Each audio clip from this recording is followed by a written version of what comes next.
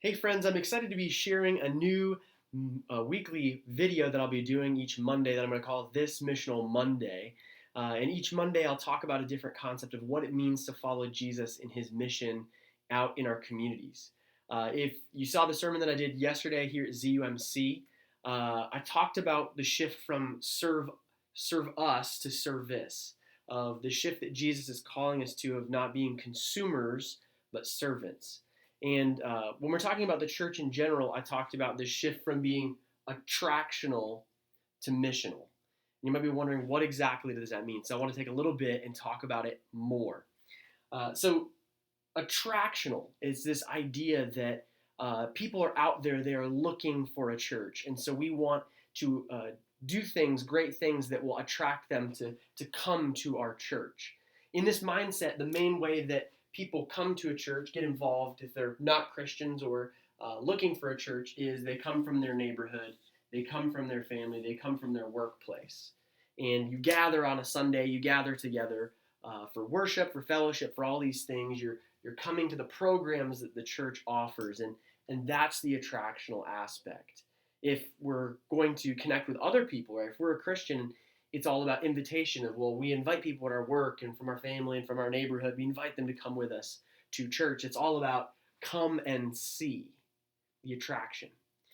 But when we look at the Bible, it paints a very different picture for us. There's something that's incredibly attractive about a life changed by Jesus, a life filled with the Holy Spirit. So I'm not saying we shouldn't be attractive, but it talks more in this terms of missional, of being sent. Jesus himself in John's Gospel said over 40 times that he had been sent by the Father to the world. And he said this 40 times. It's this big, big theme. But then when we come to the end of the Gospel, of John's Gospel, in chapter 20, verse 21, it's after Jesus has died, after he's resurrected. He comes to his disciples. He breathes on them, tells them to receive the Holy Spirit. But when he does, he says, as the Father has sent me, so I send you.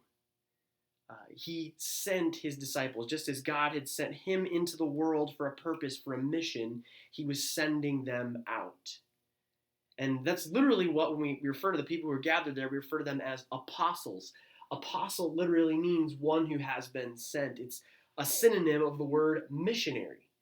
Now, today when we talk about missionaries, we think of people who go over there somewhere, to Nicaragua or to Russia, just these different places that are overseas. But the reality is we live in a post-Christian culture, a very consumeristic culture that is not Christian, one where the mission field is all around us. I've heard people say, oh, everybody I know is a Christian. Well, that may be, but the majority of people in our communities are not Christians. Within 20 minutes of this building here at Zionsville United Methodist Church, there's 241,000 people. Approximately 60% of them are not affiliated with any community of faith. That's 143,000 people who have no community of faith which they're a part. The harvest is plentiful, but the workers are few. So what we need to do as disciples is live missionally. We need to live as missionaries where we live, work, and play. In this mindset, it's not about how do we get people to come here, but it's we gather together as the church on Sundays, yes, but the main ministry becomes what we do Monday through Saturday. That we gather on Sundays, but we scatter to go to those places, to intentionally take the light of Jesus Christ, to take his presence, and to live a different way in our workplaces, to live a different way in our families, to live a different way in our neighborhoods. Believing that when people see the work that God has done in us, that is what will open them to a relationship with him. Well, friends, I probably talked more than I wanted to. I hope you enjoyed this quick missional moment. I hope that it gives you something to think about. If you have more questions, I would love to hear about them in the comments, and I'll also post some more resources on talking about what does it mean to be missional there. Thanks for tuning in.